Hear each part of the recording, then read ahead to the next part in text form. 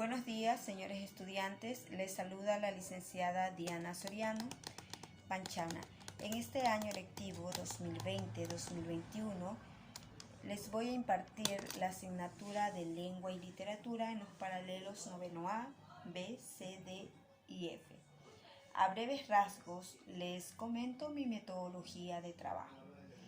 Comenzando por la premisa que el pilar fundamental de toda relación humana es el respeto, y mucho más en la relación maestra-estudiante, el cual tiene una gran relevancia en mis clases, por lo que usted deberá presentarse de manera puntual a las clases virtuales, y aunque no se les exige usar uniforme, por normas básicas de convivencia deberán hacer los peinados y con vestimenta acorde a la clase. Mi metodología de trabajo se va a desarrollar de la siguiente manera.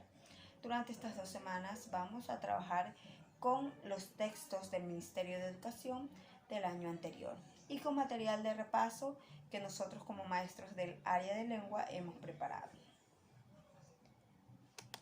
Empezando nuestra clase y recordando, vamos a retomar lo que es el cuento que se vio en la unidad 1 de octavo año del año pasado. El cuento. El cuento de terror, también conocido como cuento de horror o cuento de miedo, en ciertos países de Sudamérica se lo conoce como cuento de suspenso, considerado en sentido estricto toda aquella composición literaria breve, generalmente de corte fantástico, cuyo principal objetivo es provocar escalofrío e inquietud. Recordemos que el cuento de terror también se basa en hechos reales o en hechos ficticios.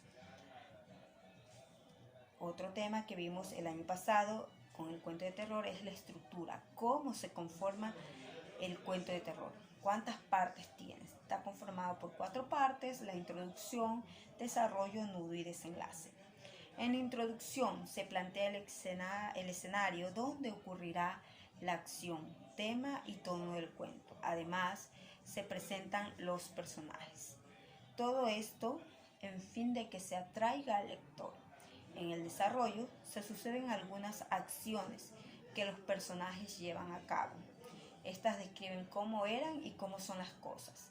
En el nudo, una acción, un nuevo personaje, un objeto, un conflicto a resolver.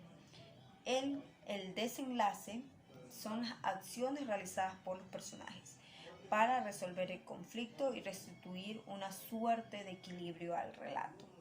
En el cuento también se utiliza estrategias como la tensión, como la inquietud. Todas estas estrategias sirven para que el lector instale allí en el hipotálamo esa sensación de provocar un sueño intranquilo, o que las imágenes de la historia regresen a la cabeza de quien las ha leído unas horas, unos días o unos meses atrás. En el cuento de terror también tenemos tipos de personajes.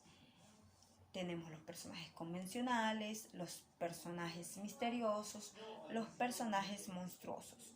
Los personajes convencionales son aquellos que no tienen poderes sobrenaturales ni características extraordinarias.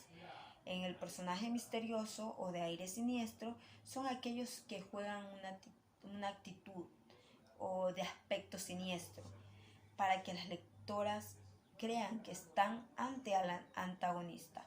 En el personaje monstruoso